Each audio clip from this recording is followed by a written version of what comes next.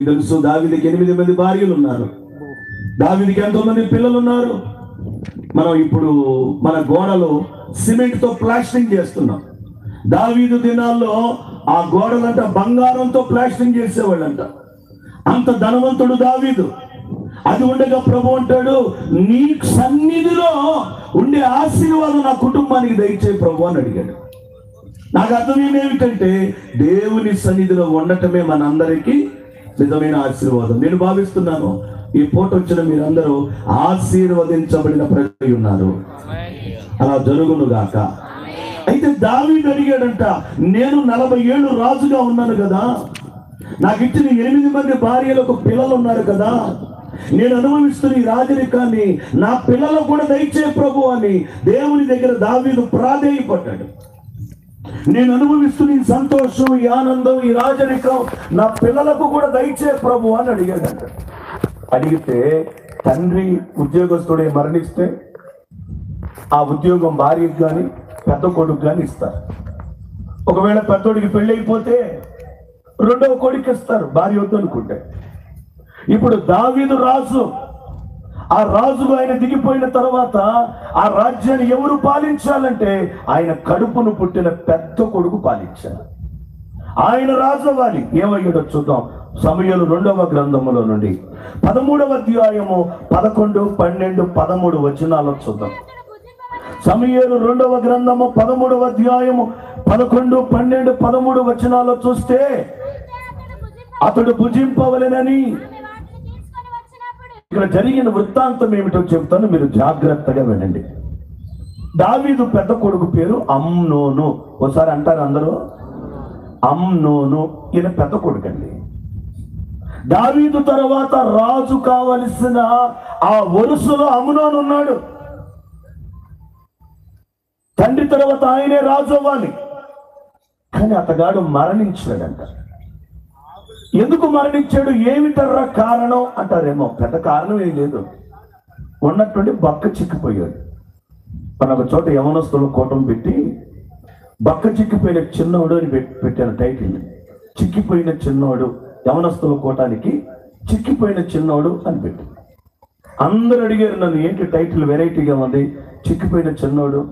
వస్తే కదా మీకు అర్థమైంది ఎందుకు పెట్టాను అని. దావీదు పెద్ద కొడుకు చిక్కిపోయాడంట. ఒక్కి దవడలు పడిపోయినాయి అంట. బాగా నీరసమై బలహీనుడిగా కనబడుతున్నాడంట. ఆ సంగతి కాస్త తండ్రి అయిన దావీదు చెవిని పడింది. అయ్యా, నీ పెద్ద కొడుకు అమ్నోను ఏమైందో ఏమో, అది రోగమో మాయ రోగమో అర్థం కావట్లా, బలహీనుడైపోయాడని తెలిసింది. రోగం అయితే మందులు వాడితే తగ్గుతాయి, మాయ రోగానికి ఎన్ని మందులు వాడినా తగ్గవు. హల్లెలూయా.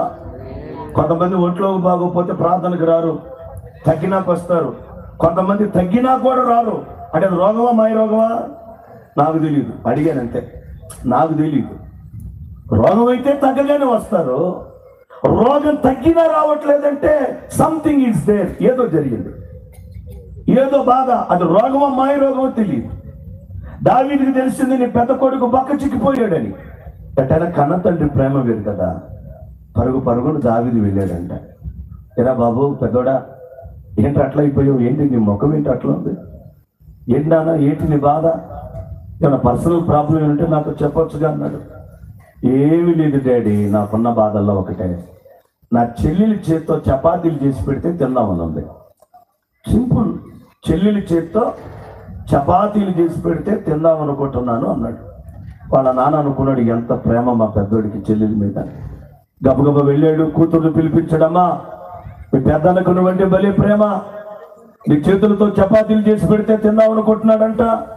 వీళ్ళమ్మ ఒకసారి గమనించామని చెప్పగానే ఆ చెల్లెలు కూడా వెళ్ళిపోయింది ప్రేమతో. మన భారతదేశంలో కూడా ఒక పండగ ఉంది, అన్నా చెల్లెళ్ళు అక్క తమ్ముళ్ళ బంధం తెలియజేసే పండగ. ఏ పండగ అది? బాగా చెప్పారు, ఇంకోసారి గట్టిగా చెప్పండి. రాఖీ కట్టినోడు నరకానికి పోతాడు, కట్టించుకున్నోడు కూడా నరకానికి పోతాడు. ఏది విన్నారా మీరు మాట? రాఖీ కట్టినోళ్ళు పోతారు, కట్టించుకున్నోళ్ళు పోతారు. బైబిల్లో ఎక్కడ రాఖీ పండగ లేదే.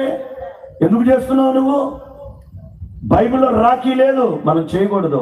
నేను చేయను అన్నవాళ్ళు ఆమెనండి, నా ఇష్టం అన్నవాళ్ళు కూడా ఆమెనండి, దేవుడు చూసుకుంటుంది. ఈరోజు చాలా మంది ప్రార్థనకు పోతూ దేవునికి దూరంగా ఉంటున్నారు. సత్యాన్ని వాస్తవాన్ని ప్రేమిస్తే సేవకునికి వ్యతిరేకమైపోతున్నారు.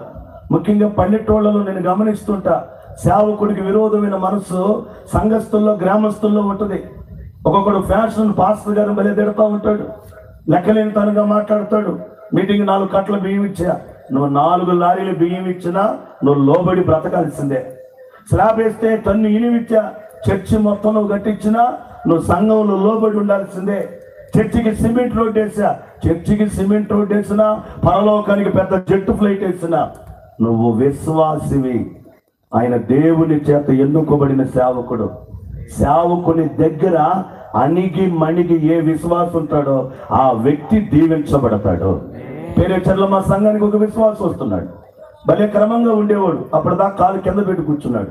ఈ మధ్యలో కాలు మీద కాలు లేచింది. పాప ప్రార్థనలో కాలు మీద కాలు వేసుకొని కూర్చోమాక అది నీ అహంకారానికి గుర్తు అని ఎప్పుడు చెప్పలేదు. నేను చెప్పలా. 2 గుండీలు తీస్తాడు ఇక్కడ దాకా, ఇక్కడ కాడు చివరి కాలు అట్ట తిప్పుతున్నాడు ఇట్ట. మేడం నేను పిలిచి, మరి రూపి ఏంది ఈ మధ్య కాలు మీద కాలు పొద్దాకలే ఎత్తున్నాడు తిప్పుతున్నాడు అంటే, ఇప్పుడు ఆయనకి వెంకటపాలెంలో పొలం ఉంది కన్నా ఎకరం 3 కోట్లు కడుగుతున్నారు అన్నాడు. ఎన్ని ఎకరాలు ఉందని అడిగా. 5 ఎకరాల 70 సెంట్లు ఉందంట. ఇక మన మాట ఏమింటాడు, అసలు ఆగట్లా, కాలు ఊగుతుంది ఇట్ట, ఇందాక నుంచి జెండా ఊగినట్టు. దేవుడు గొప్పడు. ఈ ముఖ్యమంత్రి వచ్చి రాజధాని తీయగానే ఎకరాల రేటు అంతా తగ్గిపోయింది, గుండీలు పైకి వెళ్ళిపోయింది, కాలు కిందకి దిగింది. నీ విషయంలో దేవుడు కలుగు చేసుకోక మునిపే తగ్గించుకొని బ్రతికెదవగాక. ఇది అందరూ చెప్పలేదే? హల్లెలూయా. అమ్మును వాళ్ళ చెల్లెలు వచ్చింది, ప్రేమతో చపాతీలు చేస్తుంది. మా అన్నకి నేనంటే ఎంత ప్రేమ, అన్నయ్య కోడిగుడ్డు పొట్టు చేయమంటావా, చికెన్ కర్రీ చేయమంటావా, మష్రూమ్ చేయమంటావా, ఏం కావాలి నీకు అడుగుతుంది. అన్న మీద ప్రేమ నిజం అనుకున్న అన్న ప్రేమ. నేనంటాను దేవుని సేవకుడుగా చిన్న చిన్న పిల్లలకు ఒక తండ్రిగా చెప్తున్నా, ఒకప్పుడు అడవిలో ఉన్న క్రూర మృగాలకు భయపడ్డాం, అభయారణ్యములో ఉన్న క్రూర మృగాలకు భయపడ్డాం. ఇప్పుడు పరిస్థితులు మారే, జనారణ్యములో తిరిగే మానవ మృగాలకు భయపడే రోజులు వచ్చాయి. అభయారణ్యములో తిరిగే క్రూర మృగాలకు ఆనాడు భయపడ్డాం. ఈనాడు జనారణ్యములో తిరిగే మానవ మృగాలు వచ్చాయి. ఎవరిని నమ్మే రోజులు కాదు.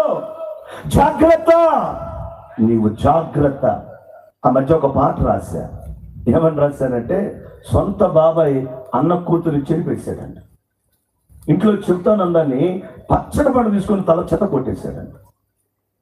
ఆమె ముందుగా వాళ్ళ అమ్మకి చెప్పింది, చెప్పలేదనుకున్నాడు, తల బల్ల కొట్టేశాడు.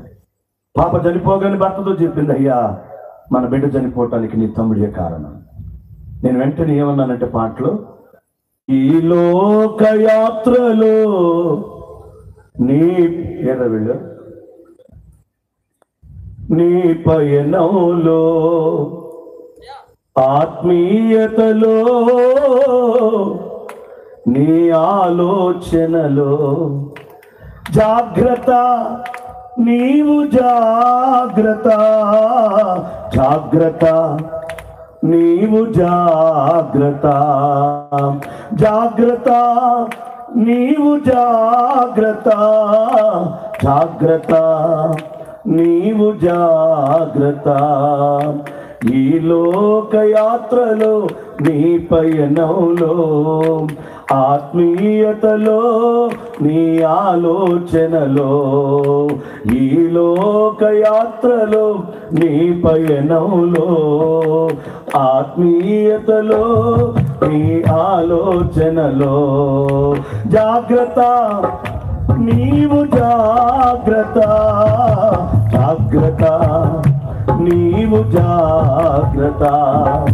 బంధాలు ఎన్నో, అనుబంధాలు ఎన్నో నీ జీవిత పయనంలో, బంధాలు ఎన్నో, అనుబంధాలు ఎన్నో నీ జీవిత పయనంలో. పెంచుకోకురా భవబంధాలు, పెంచుకోకురా భవబంధాలు, అవి తుంచివేయురా నీ ఆలోచనలు, అవి తుంచివేయురా నీ ఆలోచనలు. జాగ్రత్త, నీవు జాగ్రత్త జాగ్రత్త జాగ్రత్త తమ్ముడు, జాగ్రత్త నా ప్రియమైన సహోదరి. ఎప్పుడైతే అన్న కొరకు చపాతీలు చేస్తుందో ఈ అన్నలో ఉన్న మానవ మృగం మేలుకొంది. సొంత చెల్లిని చెరి చేశాడండి. చెల్లి జీవితాన్ని బుక్కి పాలు చేశాడు. అది తెలిసిన సహోదరుడు దావీదు పెద్ద కుమారుడైన అమ్నోను ప్రాణాన్ని నిలువున తీసేశాడు. దావీదు ఆశీర్వాదం అతని కుమారుడైన పెద్ద కుమారుడు అమ్నోను అనుభవించాల్సింది. ఎందుకు ఆశీర్వాదం రాలేదంటే మొదటి కారణం జారత్వము అనండి అందరూ. ఏంటది? లేదా అర్థమయ్యే భాషలో చెప్పాలంటే పాపము అనండి. ఏంటది? ఈరోజు పాపం ప్యాషన్ అయిపోయింది. పాపం ఎలాంటిదంటే చేసేదాకా ఆరాటం. పాపం ఎలాంటిదంటే చేస్తున్నప్పుడు ఆనందం. పాపం ఎలాంటిదంటే చేసిన తర్వాత ఆవేదన. చేసేదాకా ఆరాటం, ఎప్పుడెప్పుడు చేద్దాం. చేస్తున్నప్పుడు ఆనందం, ఆ చేసిన తర్వాత ఆవేదన. అర్థమయ్యే భాషలో చెప్పాలంటే బండి కొనేదాకా ఆరాటం. బండి కొని తిరుగుతుంటే వట్టి చెరుకురు మండలం మనంత మగ ఆనందం. కింద పెట్టి చెయ్యి ఇరిగితే ఈ చెయ్యిట పట్టి ఎత్త మెళ్ళేసుకుని ఒకటి రెండు అన్ని ఒక చేతులు జరుగుతుంటాయి. అప్పుడు ఆవేదన. పాపానికి ప్రియమైన వారి ద్వారా దేవుని సేవకుడిగా చెప్తున్నారు. దావీదు తర్వాత తన పెద్ద కుమారుడైన అమ్నోను రాజు కావాల్సింది. కేవలము పాపము వలన అమ్నోను ఆశీర్వదించబడలేకపోయాడు. రాత్రి వాక్యం వింటున్న మీ అందరితో దేవుని సేవకుడిగా ప్రేమతో బతిమాలుతూ చెప్తున్నా. మరొక చోటకి 2వ శనివారం ఒక చోటకి, 4వ శనివారం ఒక చోటకి, సోమవారం ఒక చోటకి, 1వ తారీఖు ఒక నైట్, 2 ఒక నైట్, 5, 10, 15, 20 మనకి ఇంటికి వెళ్ళే ప్రార్థనకి చేయడానికి వెళ్తే ఇంటి నిండా క్యాలెండర్లే. అమ్మ వాళ్ళకి ఎంతమంది పాస్టర్ల పరిచయం అప్పుడు అర్థమైంది నాకు. అటు ఇటు తిరగటం వల్ల లాభం ఏమీ లేదు. దేవునికి నమ్మకంగా ఉండేదమ్మ కాక. పాపము నీ బ్రతుకులో లేకపోవటం ప్రభువు చూస్తే ఈ సభల ఆఖరి రాత్రి నుండి దేవుడు నిన్ను ఆశీర్వదిస్తాడు. ఈ రోజుల్లో చాలా మందికి ఆశీర్వాదం లేదు. ఎందుకు లేదు అంటే మొదటి కారణము పాపము అని చెప్పాలి. అమ్నోను ఆశీర్వదించబడలేకపోయాడు. అమ్నోను తర్వాత ఆశీర్వాదం అండి అబ్షాలోమునకు రావాల్సింది. ఆయన్ను కూడా చూద్దాం. ఎవరైనా సమూయేలు 2వ గ్రంథం 15వ అధ్యాయం 4వ వచనములో మనం చూస్తాం. 2వ సమూయేలు గ్రంథము 15వ అధ్యాయం 4వ వచనములో అబ్షాలోము కనబడతాడు. చదువునైనా, నేను ఈ దేశమునకు న్యాయాధిపతినై ఉండుట ఎంత మంచిది. అమ్నోనేమో పాపపు యోచన, పాపపు ఆలోచన మనస్సులో కలిగి దెబ్బతిన్నాడంట. ఇప్పుడు 2వ అబ్షాలోము కూడా ఆశీర్వదించబడలేకపోయాడు. అతగాడు కూడా మరణించాడండి. ఏమిటర్ర కారణం అంటే 2వ కారణం అబ్షాలోము ఎందుకు చనిపోయాడంటే అబ్షాలోములో పదవి వ్యామోహం ఉంది. అంటారు అందరూ. ఏ వ్యామోహం? ఈరోజు చాలా మందికి పదవి పిచ్చి పెట్టిందండి. ఎక్కడికి వెళ్ళి నేను అదే గమనిస్తూ ఉన్నా. ఎక్కడికి వెళ్ళా అదే అదే అదే. ఎక్కడికి వెళ్ళినా సంఘంలో సంఘ పెద్దగా పిలవబడాలి. ఇది ఎక్కడైనా ఉంటే పెత్తందారిగా నేను ఉండాలి. చాలా చోట్ల నేను చెప్తానే ఉన్నా. ఈరోజు భక్తి తక్కువ, బడాయి ఎక్కువైంది. ప్రార్థన తక్కువ, ఫోజులు ఎక్కువైపోయింది. పరిచర్య చేసేవాడు ఎవడు కనపడట్లా. పరిచర్య చేయాలంటే ఎవరు కనపడట్లా. పరిచర్యకి రావట్లా. పెత్తనం చేయమంటే మాత్రం పెత్తనం చేయటానికి ఈ ఎడం చెయ్యాలంటే చూసిరే ఇప్పుడు చేయటే ఈ బట్ట మారితే అజ్జే ఇచ్చే అంటున్నాడు. కానీ పని మాత్రం చేయట్లా.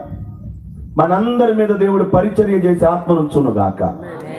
ఎవరినైనా దేవుడు దాటిపోతాడు, కానీ పరిచర్య చేసే వాళ్ళను దాటిపోడు. మీ అందరి మీద పరిచర్య ఆత్మను గాక. ఎంతమంది చేస్తారు ఈ రాత్రి పరిచర్య? పరిచర్య అంటే ఎక్కడ చేయమంటలా, మీరు నేర్చుకోమని చెప్తున్నా. అమ్మ తెల్లారిందాక పెడతారు అనుకో మాకు.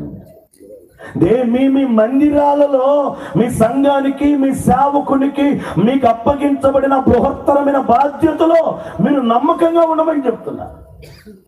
అమ్నోను పాపపు యోచన, సొంత చెల్లెల మీద కామాతురత కలిగి ఉన్నాడండి.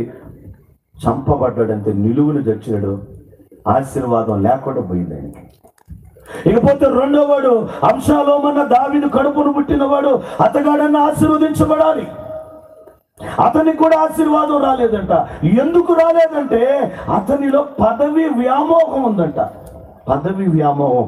ఈ దినాలు ఎంతమంది అండి ఈ వ్యామోహంతో కొట్టుకు చేస్తున్నారు. సంఘానికి దూరం అయిపోతున్నారు, సేవకునికి దూరం అయిపోతున్నారు. ఏదైనా సంఘంలో కాస్త సేవకుడు గద్దిస్తే సేవకుడిని తిట్టేవాళ్ళు ఎంతమంది ఉన్నారు తెలుసా మీకు? మీకు చెప్పాను లేదో, నేను సేవకు వచ్చిన క్రొత్తలో ఒక ఆమె 3 వారాల ప్రార్థనకు రాలా. నేను వెళ్ళి ప్రార్థన చేసి, ఏందమ్మా రావట్లేదన్నా, ఏడ కుదురుతుందయ్యా, ఈ గేదెలకి వెళ్ళి చూపించింది. నేను ప్రార్థన చేసే, ప్రభా ఈ గేదెల వల్ల ఏమో కుదరట్లేదంట, ఈ ఆటంకం మీ నామను తొలగించండి, యేసు నామంలో ప్రార్థిస్తున్నాను వచ్చేసాను. తెల్లారి నాకు తెలిసింది గేదెలని చచ్చిపోయింది. అమ్మో నేనేం చేయలేదమ్మో, రాత్రి ముందేం పెట్టలే.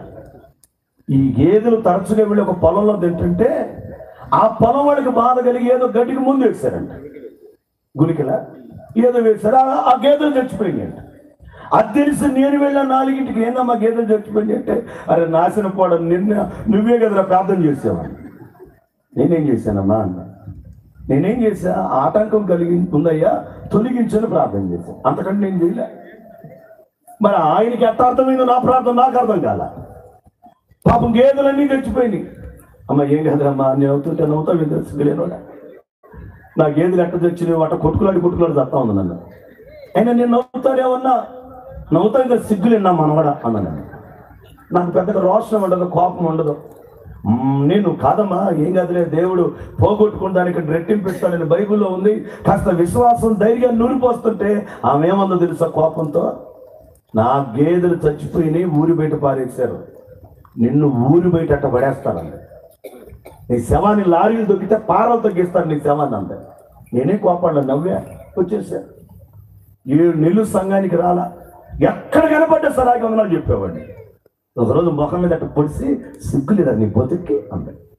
నేనేం మాట్లాడా. ఇప్పుడు ఆ ఇంట్లో 73 మందికి నేను బాప్తిసం ఇచ్చాను. దేవునికి స్తోత్రం. కోపపడటం వల్ల ప్రయోజనం ఏమి లేదు, మీ అందరికీ చెప్తున్నా. ఎవరి మీద కోపపడటం వల్ల ప్రయోజనం లేదు, చేసేది ఏమీ లేదు. ఏ మనిషినైనా ప్రేమతో గెలవాలి తప్ప కోపంతో ఎవరిని గెలవలేవు. మరింత ఎడబాటు, దూరం అయిపోవటం తప్ప. అబ్షాలోములో పదవి వ్యామోహం ఉంది. ఈ పదవి కాంక్ష ఎంతగా పెరిగిందంటే వాళ్ళ నాయన్ని కూడా చంపే ఆలోచనలకు వచ్చాడు. ఆ మధ్య ఒక అక్క వచ్చింది నా దగ్గరికి, అందరు చనిపోతున్నారన్న, మా అత్త చావాలని ప్రార్థన చేయమండి. అదేలే, పిల్లోడి నుంచి పెళ్లి చేసి మీ అత్త తెచ్చింది, మీ అమ్మ మాత్రం మదర్ తెలిసేలాగా విట్టు ఉంగి అన్ని ఊడిపోయి ఉప్పని కూడా బ్రతికింది. తప్పు కదా. అమ్మా నాన్న కంటే పెళ్ళైన తర్వాత అత్త మామ ఎక్కువ అనుకోవాలి ఆడపిల్ల. అప్పుడు ఇంట్లో తగాదాలు రాకుండా ఉంటాయి. ఆడపిల్లకి పెళ్లి చేసిన తర్వాత మీరే పెద్ద ఏదో కన్నట్టు, ఆడేమో జరగకపోతే వచ్చి నీకు ఇక్కడ మిషన్ నేర్పిస్తాను అవ్వడు. సిగ్గులేదు ఆ మాట అంటానికి, నువ్వు మిషన్ నేర్పడానికి పెళ్లి చేసింది. చచ్చితే అక్కడ జావు, వస్తే నీ భర్తతో రాను, 100కి 80 కాపురాలు బాగుపడిపోతాయి. దేవునికి స్తోత్రం. ఈరోజు ఆడపిల్లల కుటుంబాలు పాడైపోవటానికి, అమ్మ మీ అమ్మ ప్రేమిస్తుందని కూడా నీ కాపురం తీసేది మీ అమ్మమ్మ. అతి ప్రేమ, అతి మాటలో, అతి భక్తి. వాక్యం వింటున్న మనతో బైబిల్ చెప్తుంది, ప్రియులారా, దేవుని వాక్యం సెలవిస్తున్న మాట ఏమిటంటే అబ్షాలోము కూడా చంపబడ్డాడు. ఏమిటి కారణం అంటే అబ్షాలోములో పదవికాంక్ష. సంఘాల్లో ప్రార్థనలు పెట్టి మీటింగ్ పెడితే పాటలు పాడేవాడు ఒక్కడు అడ్రస్ ఉన్నాడు.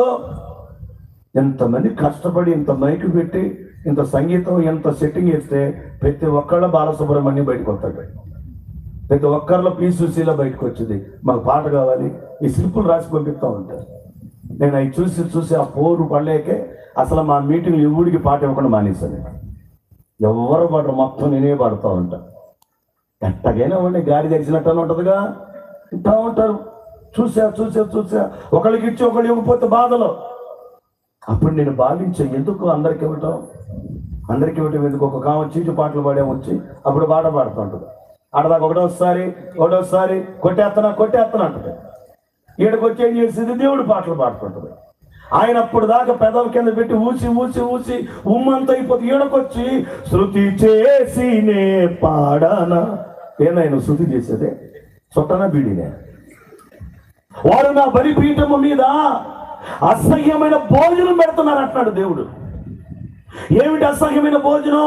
బూతులు మాడే నోరు, అబద్ధాలాడే నోరు, పోకిరి మాటలు మాట్లాడే నోరు, సరసల్లాపాలాడే నోరు, దేవుని భయము లేని నోరు. పాడిన, ప్రార్థించిన, ప్రసంగించిన అది దేవునికి అసహ్యంగా ఉంటుంది. మీ అందరి నోటి మాట పాట దేవుని సంతోషపెట్టునుగాక, దేవుని సంతోషపెట్టునుగాక. బైబిల్ అంటుంది, ఆశీర్వాదమునకు వారసులవుటకు మీరు పిలువబడ్డారు. అమ్నోనుకి ఆశీర్వాదం లేదు. కారణం ఏమిటంటే అమ్నోను బ్రతుకులో పాపముంది. పాపమే అమ్నోను జీవితాన్ని మధ్యలోని ముగింపునకు కారణం. అబ్షాలోము ఆశీర్వదించబడాల్సింది, అబ్షాలోము కూడా మరణించాడు.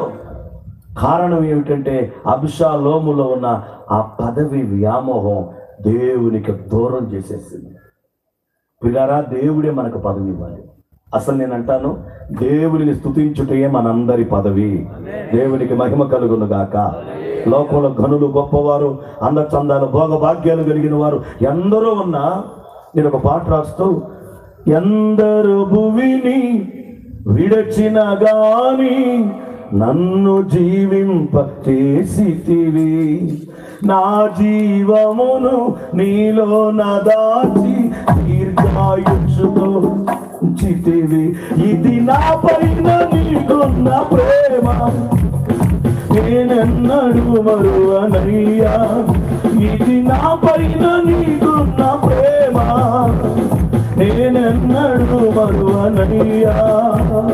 అర్హత లేని నన్ను కోరితివి, అతిథులతో నన్ను చేతివి, ఆనంద తైలముతో అభిషేకించి నీ సొత్తుగా నన్ను మార్చితివి. అర్హత లేని నన్ను కోరితివి, అతిథులతో నన్ను చేతివి, ఆనంద తైలముతో అభిషేకించి నీ సొత్తుగా నన్ను మార్చితివి. ఇది నా పైన నీకున్న అనురాగం, నీలోనే దాగుంది నా ప్రేమం. నా పైన నీకున్న అనురాగము, నీలోనే దాగుంది నా ప్రేమం. నీవే నా గానము, నీవే నా ప్రాణము, నీవే నా జీవితగానము. నీవే నా గానము, నీవే నా ప్రాణము, నీవే నా జీవితగానము. తన గీతమునే పాడెను, నిత్యము నిన్నే స్తుతించెదను. తన గీతమునే పాడెను, నిత్యము నిన్నే స్తుతించెదను. హల్లెలూయా. అమ్నోను మరణించడానికి కారణం పాపమైతే, అబ్షాలోము మరణించడానికి కారణము పదవి. ప్రియులారా, సావకుడిగా ఎంతసేపు చెప్పినా ప్రేమతో నేను చెప్పే మాట ఒకటే, పదవులు మనకొద్దు, పరిశుద్ధత కలిగి ఉండేది మగాక. ఇష్టపడ్డ వాళ్ళు ఆ మాట చెప్పండి, పదవులు మాకొద్దు, పరిశుద్ధతయే కలిగి ఉందును. ఇష్టపడ్డ వాళ్ళు అనండి, మీరు అనండి, మీ నోడుతానండి. మీ మధ్యలో సడన్గా పాము వచ్చింది, పాము ఏం చేస్తారు? అంటావా? ఒక్కసారి నువ్వు పెట్టిన కేక్కి మా విజయ్ గడు పారిపోతాడు. అంటే ఇక వీడు ఎక్కడో నలజరు పోతాడు, వాడు కదా నీరు కుడిపోతాడు. నేను మా ఇంట్లో ఇంటి పక్కన ఒక ఆమె పూరీలు కాలిపోతుంది. ఆమె మాది నలజరు 17 లేను. ఆమె ఆ ఇంటి దగ్గర నుంచి రోడ్డు మీద లలిత హాస్పిటల్లో జాబ్ చేస్తుంది. రోడ్డు మీద ఆటో ఎక్కి వెళ్ళిపోతుంది. సరిగ్గా నడితే 2 నిమిషాలు వెళ్ళిపోవచ్చు రోడ్డు మీద. ఆమె ఆ చెళ్ళు పట్టుకొని నడిచి బాగా గంట సేపు నడిచేది. వాళ్ళ ఇల్లు తగలబడిపోతుంటే, అప్పుడు నేను ఎంత 9th or 10th చదువుతున్నాను. కుర్రోళ్ళందరూ వాడుకుంటే, హలో ఎక్స్క్యూజ్ మీ, ఇల్లు కాలిపోతుంది, కొంచెం ఆపుతారా అంటారు. ఎక్స్క్యూజ్ మీ అంటారు. నీ చెమ్మడ ఇప్పుడు కూడా సోఖ్యానండి. ఇంకా అట్టేయాలి కాక, అయ్యో అమ్మో అంటే కదా ఊడిన పరిగెట్టుకొని వచ్చేది. ఎక్స్క్యూజ్ మీ అంట. అప్పుడు కూడా, ఇప్పుడు భక్తి కూడా పాడైపోయింది, ప్రార్థన కూడా ఫోర్స్ అయిపోయింది. దేవుని మందిలో చప్పట్లు కొట్టాలన్నా ఉంగరాలు సొట్లు పడతాయో, పౌడర్ పోయిందో చేతికి అన్నట్టు కొడుతున్నారు. ప్రాణాత్మ శరీరముతో నిండు మనసుతో దేవుని స్తుతించదము గాక. ఆమేన్. అబ్షాలోము పదవి కోరుకున్నాడు, అబ్షాలోము కూడా ఆశీర్వాదం రాలేదండి. మరి ఎవరు ఆశీర్వదించబడ్డాడు? ఇంకొక వ్యక్తి గురించి కూడా చెప్పి ఆశీర్వదించబడిన వ్యక్తిని మీకు పరిచయం చేసి నా వర్తమానం ముగిస్తాను. 3వ వ్యక్తి రాజుల మొదటి గ్రంథములో నుండి 1వ అధ్యాయం 5వ వచనం. రాజుల మొదటి గ్రంథం 1వ అధ్యాయం 5వ వచనాన్ని చూస్తే అదోనియా గర్వించిన వాడై అని ఉంటుంది బైబిల్. చదవనా? మొదటి వాడు అమ్నోనులోనేమో పాపం ఉంది. జాగ్రత్త, పాపం ఉంటే ఆశీర్వాదం రాదు, అవమానం వస్తుంది. పదవి కాంక్ష ఉంటే దీవించబడలేవు, ఉన్న దీవెన పోగొట్టుకుంటావు. ఇకపోతే 3వది బైబిల్ చెప్తుంది, అదోనియా గర్వపడ్డాడంట. ఈరోజు మనిషికి రకరకాల గర్వం అండి. కొంతమంది బాగా చదవగలిగితే గర్వం, కొంతమందికి అందంగా ఉన్నామని గర్వం, కొంతమందికి ఉద్యోగం ఉంటే గర్వం, కొంతమందికి ఆస్తి ఉంటే గర్వం, కొంతమందికి ఏదైనా ఒక పదవి ఉంటే గర్వం, ఇప్పుడు ఎవరికైనా పెద్ద ఫోన్ ఉంటే గర్వం, ఇప్పుడు ప్రస్తుతం గర్వం. రకరకాల గర్వాలు. దేవుని బిడ్డలు మీకు ఒక మాట చెప్తాను, గర్వం సాతాను లక్షణం, విధేయత దేవుని యొక్క సుగుణమై ఉన్నది. దేవుడు మనందరికి విధేయత దయచేయను గాక. అసలు నేనంటాను, గర్వపడటానికి ఏముందండి మన దగ్గర? అందరూ ముక్కుకు 2 బెజ్జాలు ఉన్నాయి, మనకు కూడా 2 ఉన్నాయి. అందరికి 2 చేతులు ఉన్నాయి, మనకు కూడా 2 చేతులు ఉన్నాయి. ఏముందని గర్వపడతావు? ఒక భక్తుడు పాడుతూ, ఏమున్నది నాలో అతిశయించుటకు, నే అతిశయించుటకు, ఏమున్నది నాలో అతిశయించుటకు, నే అతిశయించుటకు, ఏమున్నది నాలో అతిశయించుటకు, నే అతిశయించుటకు. నేను అంటాను, ఏముందని మనం అతిశయపడతానికి? పలానా కారణం అండి నేను అతిశయపడతానికి అని చెప్పండి. మీ అందరికి ది గ్రేట్ అలెగ్జాండర్ తెలుసు. గర్వం అంట ఆయనకి.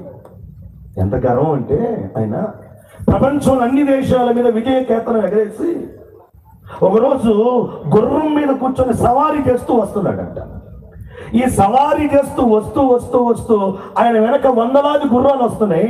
సవారీ చేస్తూ వస్తూ వస్తూ షడుగా కళ్ళం లాగాడంట. ఆ గుర్రం గోగాదు గుర్రం 2 కళ్ళు పైకెత్తి ఆగి సకిలించి నిలబడిపోయిందంట. రాజు నిలబడ్డాడు కనుక అందరూ నిలబడ్డారు. నిలబడిన ఇతగాడు సముద్రం వైపు ఊరిమిరిమి చూస్తున్నాడంట. కళ్ళు ఎంత లావు చేసాయి. అదే 3 రోజులు ఒక పాట కూడా నీకు కొత్త చూస్తావే అట్టా చూసాడు. అందరి గురించి అన్ని చెప్పి నీ గురించి చెప్పకపోతే మన కోపం వచ్చిందే అట్టా చూస్తున్నాడంట. ఏంటి ఆయన అడిగే ధైర్యం దమ్మెవరికి లేదు. ఇతడు మాత్రం కళ్ళు ఊరిమిరిమి చూసి, ఏయ్ సముద్రమా, నువ్వు కూడా ఒక రాజ్యాన్ని వెళ్తే నేను జయించేదాన్ని అని గర్వంతో వెళ్ళాడంటే ఇంటికి. మలేరియా దోమ కుట్టిందో, టైఫాయిడ్ దోమ కుట్టిందో, డెంగ్యూ దోమ కుట్టిందో, మొత్తానికి కుట్టింది. 3 నెలలు మనసులో ఉండి చచ్చిపోయాడు. గర్వం. ఆ గర్వం ఎవరిని లెక్క లేకుండా చేసేది. గర్వం నువ్వు ఎట్ట గుర్తుపడతావు తెలుసా? మీకు అర్థమేంటంటే చెప్పనా? హల్లెలూయా హల్లెలూయా చెప్తే చేతులు ఎత్తారు గర్వం. పాట పాడతామో చప్పట్లు కొట్టరు గర్వం. మోకరించండి మోకాళ్ళు వేయరు గర్వం. ఇలాంటి సభలు జరుగుతున్నప్పుడు పరిచయం చేయడానికి సేవకుడు ఆహ్వానిస్తాడా?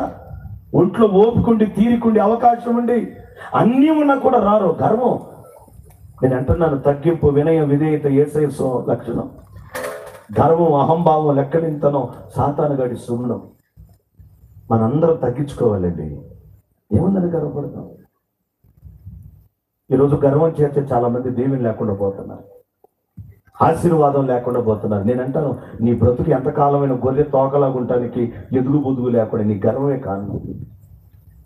నీ వెనకొచ్చిన వాళ్ళందరూ ఆశీర్వదించబడుతున్నా నీ బ్రతుకు ఇంకా శ్రమ, శోధన, నింద, బాధ, అవమానించడానికి కారణం ఏమిటంటే నీవే కారణం, నీ గర్వమే కారణం. ఇందాక చెప్పాను కదా, ఏమున్నది నాలో అతిశయించుటకు, నే అతిశయించుటకు, పాపమే గాని నీతి లేని ఘోర పాపిని నా యేసయ్యా, పాపమే గాని నీతి లేని ఘోర పాపిని నా యేసయ్యా, నీదు రక్తముతో నన్ను కడిగి నీలా మార్చిన నా యేసయ్యా, నీదు రక్తముతో నన్ను కడిగి నీలా మార్చిన నా యేసయ్యా, ఏమున్నది నాలో అతిశయించుటకు, అతిశయించుటకు, ఏమున్నది నాలో అతిశయించుటకు,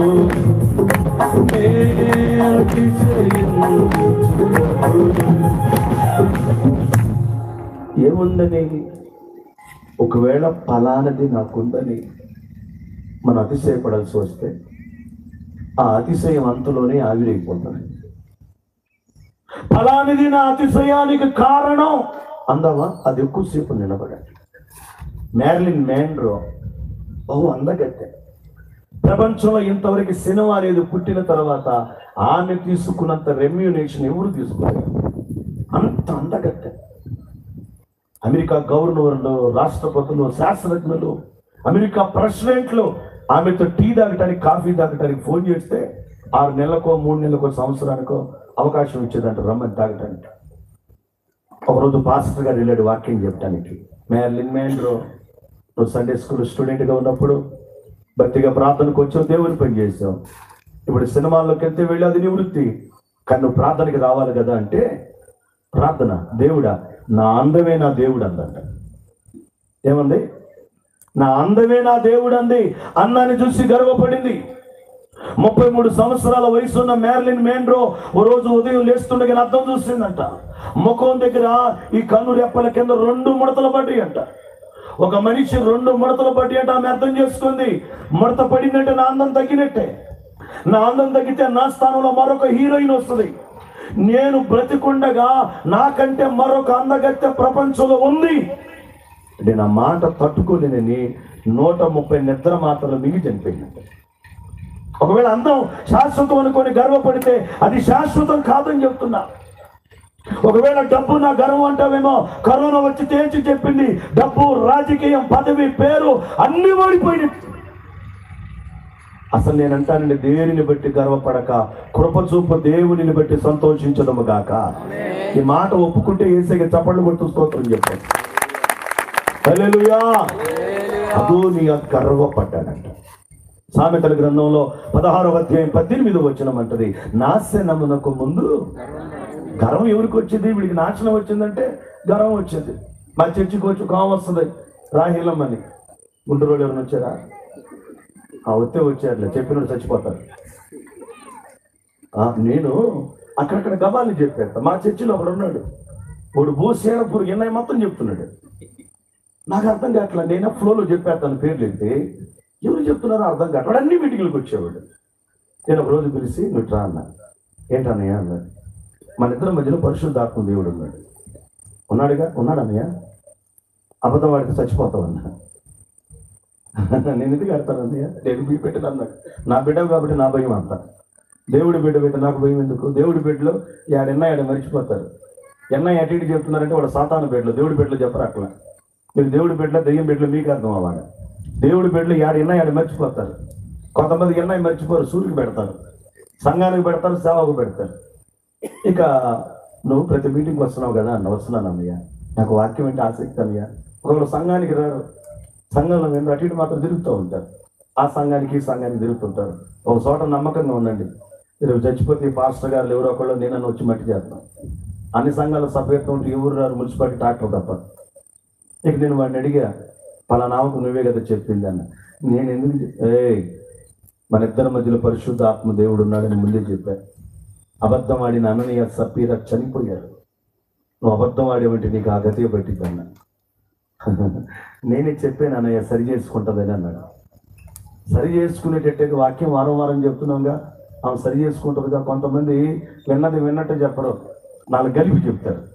వీడు ఏం చెప్పాడో ఆమె ఎన్ని తిట్లు తిట్టింది దాన్ని. సంఘం మానేసింది, నాకు పోటీగా ఒక 40 ఏళ్ళ అవతల పెద్ద చర్చి కట్టించింది నా పోటీగా. వేరే పాస్టర్ గారిని జీతాన్ని తీసుకొచ్చి పెట్టింది. ఖచ్చితంగా చర్చి ఓపెనింగ్ రోజు ఈ మాటలు చెప్పాడు, యాక్సిడెంట్ చచ్చిపోయాడు.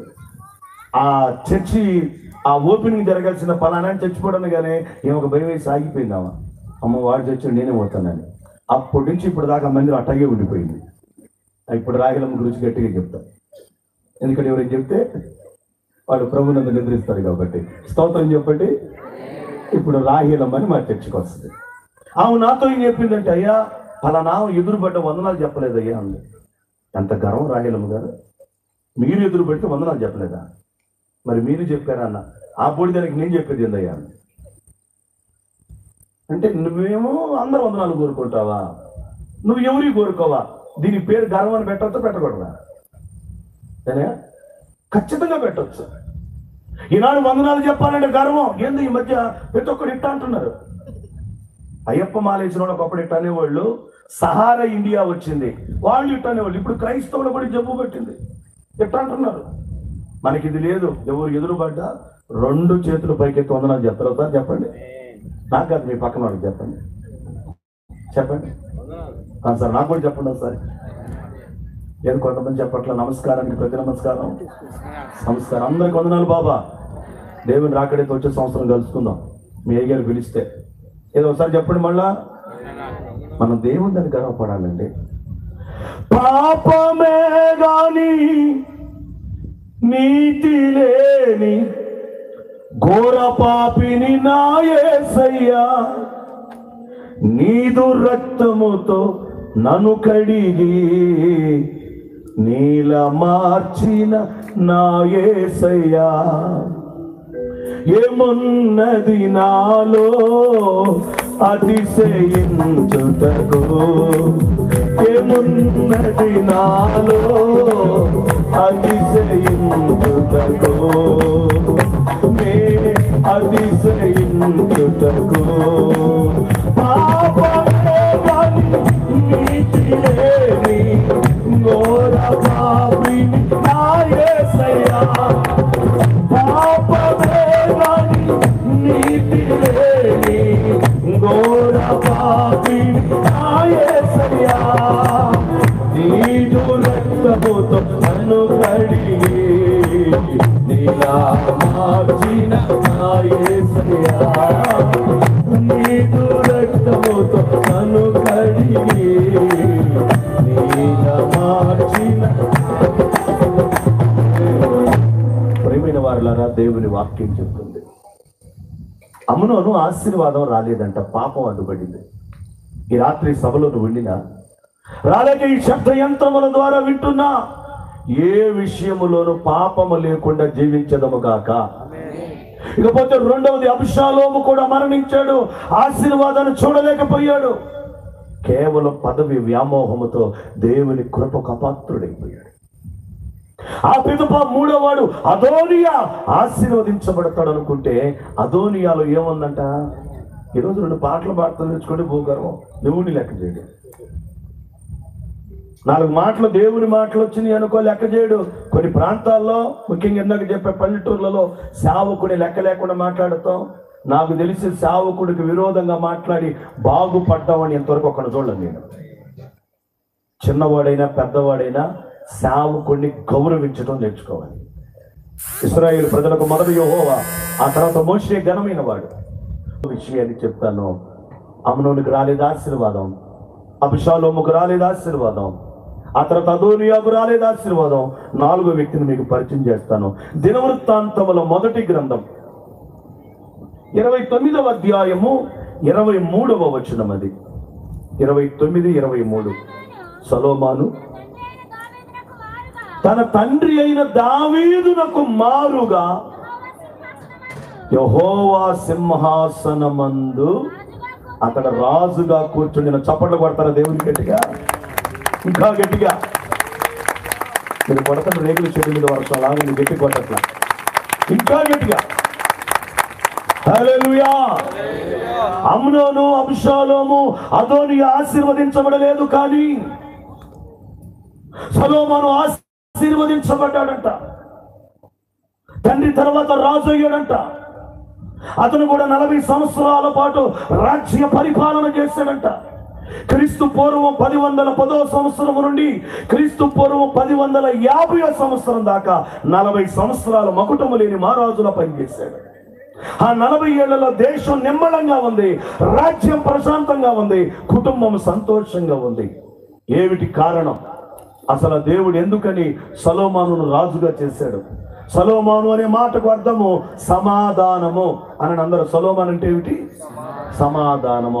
ఆయన దినాల్లో అందరూ సమాధానంగా, నెమ్మదిగా, సంతోషంగా ఉన్నారంట. ఏమిటి కారణం? మొదటి దినవృత్తాంతముల గ్రంథం 29వ అధ్యాయం 19వ వచనములో వాక్యం ఇలా మాట్లాడుతుంది. దినవృత్తాంతముల మొదటి గ్రంథం 29వ అధ్యాయం 19వ వచనములో, నా కుమారుడైన సొలొమోను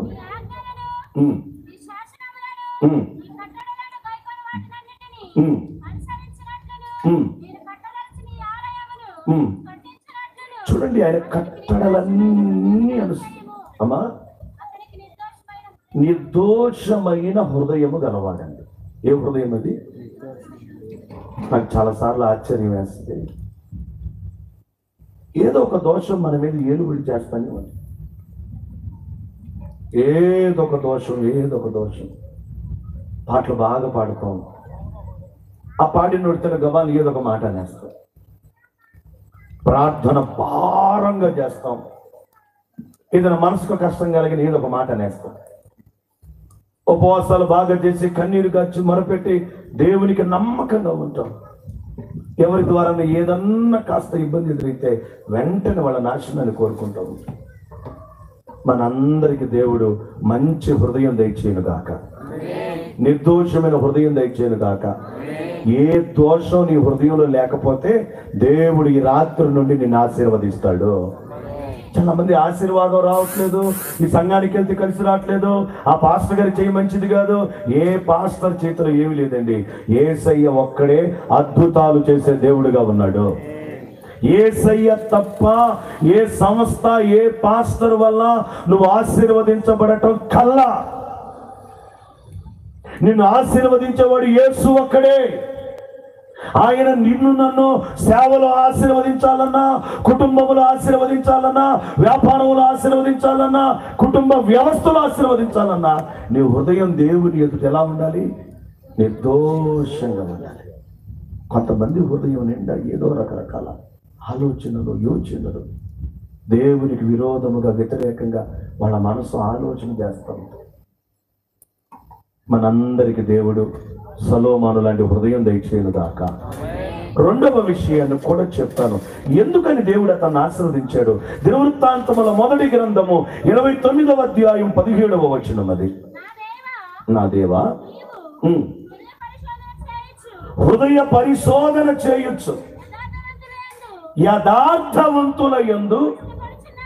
చూడండి, మీరు గమనించాలి, ఇక్కడున్న ఒక మాట, సొలొమోనును దేవుడు ఆశీర్వదించడానికి మొదటి కారణం నిర్దోషమైన హృదయం అయితే, రెండవ కారణం యథార్థత అంటారు. ఒకసారి అందరూ, యథార్థత అంటే లోపల బయట ఒకేలా ఉండటాన్ని యథార్థత అంటారండి.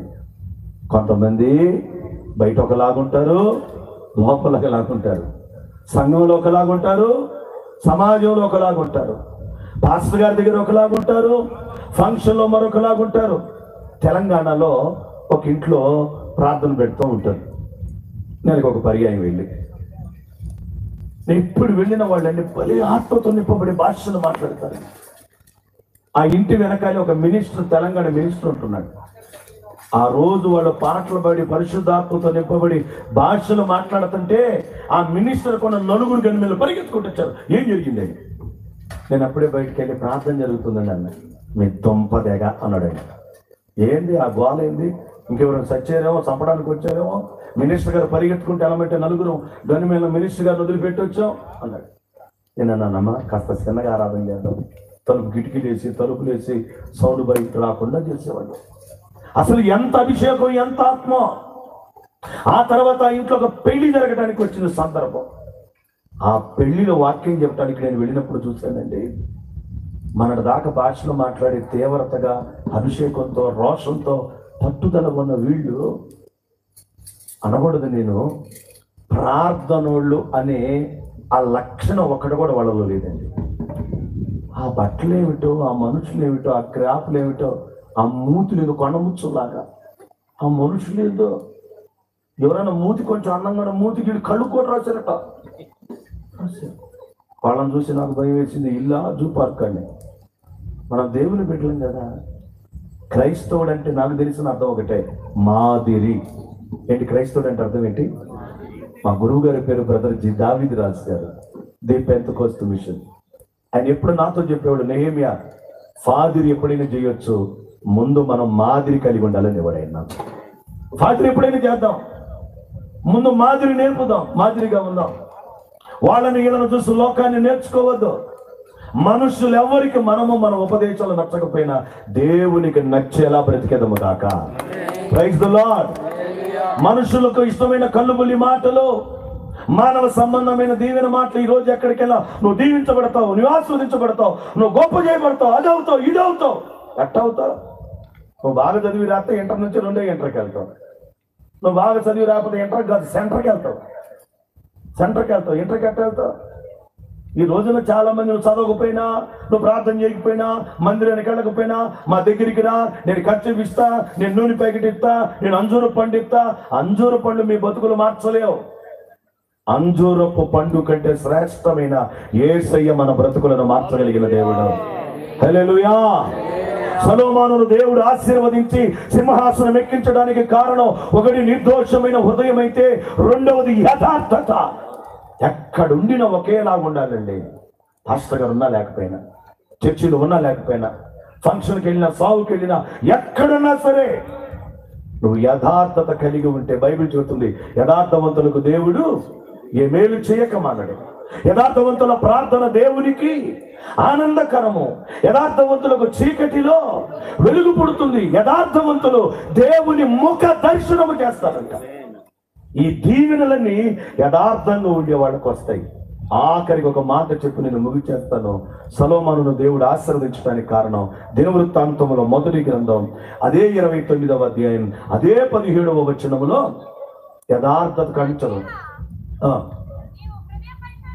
ఇందాక చదివే యథార్థత కంచరు. నేనైతే యథార్థ హృదయము గలవాడనై ఇవన్నీ మనస్పూర్వకముగా చేయుచున్నాను. చాలా నేను ఒక్క మాట చాలిక, ఇక ఒక్కని ముగిచేస్తాను. దేవుడు సొలొమోనును ఆశీర్వదించడానికి కారణం ఏంటంటే, మీరందరూ నా వైపు చూడండి ఒకసారి. ఇది స్తోత్రం చెప్పండి. 2 చేతులు ఎత్తి స్త్రీలు పురుషులు చెప్పండి.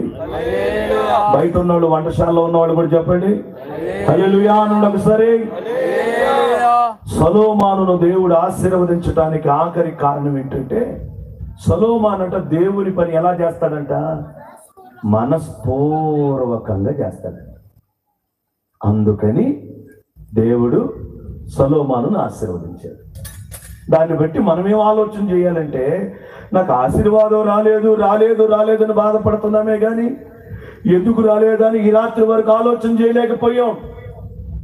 ముగింపులో ఒక మాట అంటున్నా, ఒకవేళ నువ్వు ఆశీర్వదించబడకపోవటానికి కారణం నువ్వు దేవుని పని మనస్పూర్వకంగా చేయట్లేదేమో. అదే కారణం ఉండొచ్చు. కొంతమంది దేవుని సన్నిధిలో పట్టాలు వేస్తారా, అటు చూస్తాయి అంటారు. ఏంటి మంచి కలుపుకుంటారు, ఏంటి మనం అంటే మన అసలు 10లో 230 వచ్చినాయి మనకి. అసలు 230 మంచి పట్టాలు పెట్టారండి. 10 అనుకుంటే కాదు, అయ్యో పాసే 35 కదా, 100కి 635 ఎంత 210 పాస్ అయిపోయినట్టే. 230తో మంచి పట్టాలు పెట్టాడు ఏంటి? ఇంటర్లో అసలు ఈ మార్కులు ఎంత వచ్చింది మనకి? 280 వచ్చి హోయం అంటున్నారు చాలా మంది. దేవుని పని మనస్పూర్వకంగా చేయట్లా. ఈరోజు నీ దరిద్రానికి కారణం నువ్వు దేవుని పని మనస్పూర్వకంగా చేయకపోవటమే. కనీసం ప్రార్థన మనస్పూర్వకంగా చేస్తావా? చెయ్యవు. 2 నిమిషాలు ప్రార్థన చేస్తావు, 58 నిమిషాలు ఫోన్ చూస్తావు. కనీసం దేవుని ప్రార్థన మందిరంలో నమ్మకంగా కూర్చుంటావా? ప్రారంభ ప్రార్థన అయి పాటలన్నీ అయిపోయి ప్రసంగం అయిపోయి ముగింపు సమయానికి వెళ్ళి ముగింపులో కూర్చుంటావు. నేనంటాను, దేవుని పని మనస్పూర్వకంగా చేసేవాడు తన తలంపు ఆలోచన ఎప్పుడు కూడా యేసయ్యతోనే నింపబడతాడు. నేను ఎప్పుడు ఒక పాట రాస్తూ, నా మనసంత నీవే యేసయ్యా, నా గానము నా ధ్యానము నా జీవితము నీవే, నా ప్రాణము నీవే, నా సర్వము నీవే, నా మనసంత నీవే యేసయ్యా, నా మనసంత నీవే యేసయ్యా, నా గానము నా ధ్యానము నా గానము నా ధ్యానము నా జీవితము నీవే, నా ప్రాణము నీవే, నా సర్వము నీవే, నా మనసంత నీవే యేసయ్యా, నా మనసంత నీవే యేసయ్యా.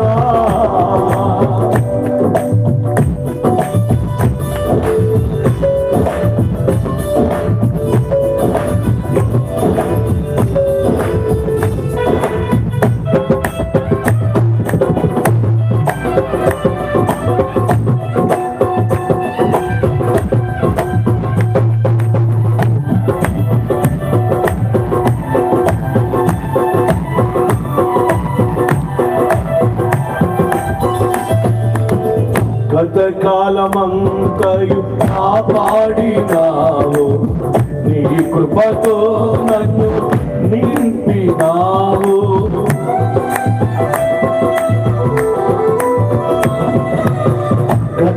గతకాలమంతయు కాపాడినావు, నీ కృపతో నింపినావు.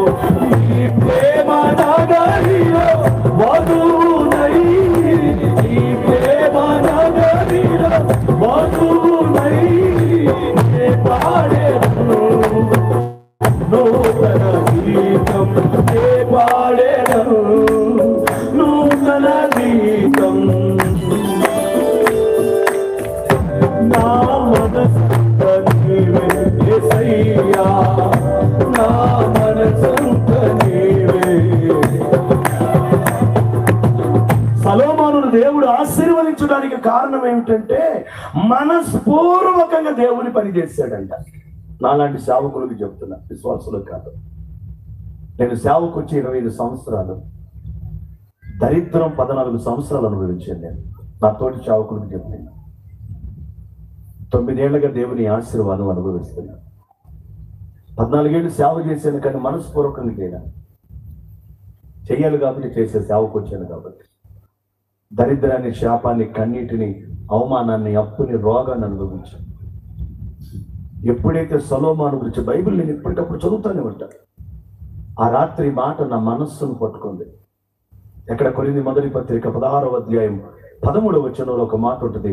కొరింథీయులకు రాసిన మొదటి పత్రిక 16వ అధ్యాయం 13వ వచనంలో, మెలకువగా ఉండుడి, నిలకడగా ఉండుడి, పౌరుషము గలవారై ఉండుడి, బలవంతులై ఉండుడి, మీరు చేయు కార్యములన్నీ. ఆ మాట నన్ను పట్టుకుందండి. మీరు చేయు కార్యాలన్నీ. సొలొమోను అంట దేవుని పని మనస్పూర్వకంగా చేశాడండి, అందుకు ఆశీర్వదించబడ్డాడు. నాకు అర్థమైంది. చేయు కార్యములన్నీ ప్రేమతో చేయమన్నాడు. నేను దేవుని దగ్గర ఒప్పుకున్నా, సరి చేసుకున్నా, దేవుని పని శ్రద్ధగా చేయటానికి పూనుకున్నా. ఆ రోజు నుంచి ఈ రోజు వరకు దేవుడు నన్ను ఈ రోజుతో కూడా ఆశీర్వదిస్తానే ఉన్నాడు. దేవునికి స్తోత్రం కలుగునుగా. ఆ పాటలో పెట్టే నేను అదే, అడిగిన దానికన్నా ఊహించిన ఊహల కన్నా అత్యధికముగా చేసితివయ్యా, ఊహకు అందని ఆశ్చర్య కార్యములు వివరించేదనా జీవిత కాలం.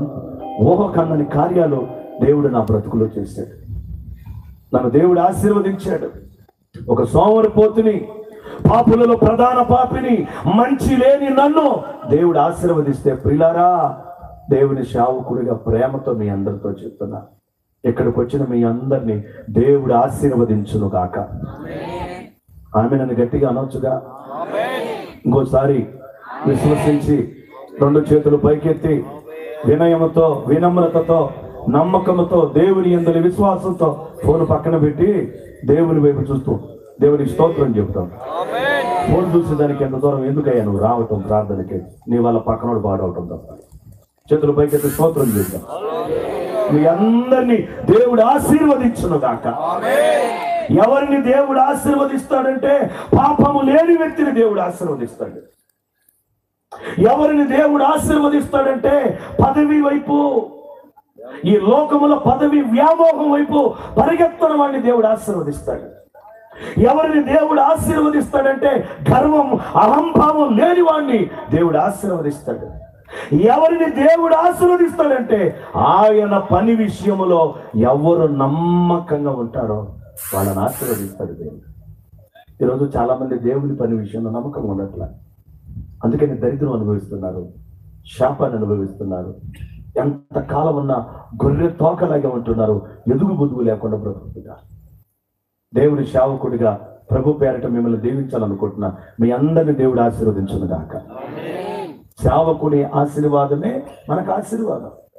ఇందాక చెప్పాను, సంఘానికి సేవకునికి విరోధంగా మారటం వల్ల నష్టమే తప్ప ఆశీర్వాదం ఉండదు. నువ్వు దీవించబడాలంటే సేవకుని నోటి నుండి రావాలి ఆశీర్వాదం.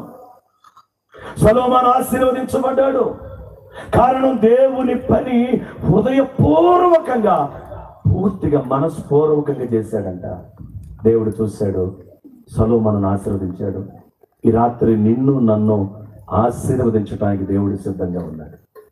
అమ్మా, అయ్యా, మనల్ని ఆశీర్వదించాలని 2024 సంవత్సరాల కిందట యేసయ్య పరలోకం వదిలి భూలోకానికి వచ్చాడు. మనందరినీ ఆశీర్వదించాలని 1991 సంవత్సరాల కిందట యేసయ్య సిలువలో బలి అయిపోయాడు. చేతుల్లో కాళ్ళలో మేకున్నట్టారు. యేసయ్య మౌనంగానే ఉన్నాడు. ప్రక్కలు బల్లెపు పోటు పొడిచారు. యేసయ్య మౌనంగానే ఉన్నాడు. తనకు ముళ్ళ కిరీటం గుచ్చారు. యేసయ్య మౌనంగానే ఉన్నాడు. కొరడాలతో కొట్టిన, గేలి చేసిన, గడ్రపు వెంట్రుకలు పెరిగిన, పిడుగుద్దులు గుద్దిన, మౌమి మీద ఊసిన యేసయ్య మౌనంగా ఉన్నాడు. ఎందుకు ఎరుగుదువా? అమ్మా, అయ్యా, మనందరం ఆశీర్వదించబడాలని యేసయ్య సిలువలో నలిగిపోయాడు. ఆ సిలువలో నుండి ఈ రాత్రి దేవుడు మన వైపు చేతులు చాపుతుండగా ఒక నిమిషం అందరూ లేచి నిలబడదాం. నిలబడిన మనందరం అటు ఇటు తిరగకుండా కళ్ళు మూసి ఉన్న స్థలంలో 2 చేతులు ఆకాశం వైపు చాపి నీ ఉన్న స్థితిలో దేవుడిని అడుగు. ప్రభువా, నన్ను ఆశీర్వదించిన ఆయన అడుగు. అడుగు, దేవుని సునులు అడుగు. నా సరిహద్దులు విశాలపరచాయి, నన్ను ఆశీర్వదించిన ఆయన. చేతుల పైకెత్తండి. మీరు ఎంత పైకెత్తగలరు? దేవుని మాట విని చెడిపోయిన వాడు లేడు. దేవుని మాట వెనక బాగుపడిన వాడు కూడా లేడు. అందుకని నీ చేతుల పైకెత్తి దేవునికి అప్పగించుకో. ఎవరు అటు ఇటు తిరగొద్దు, కాలకృత్యాలకు కూడా వెళ్ళదు. 1 నిమిషాలు మీరున్న స్థలాల్లోనే నిలబడి మీ 2 చేతులు దేవుని వైపు చాపి ఒక మాట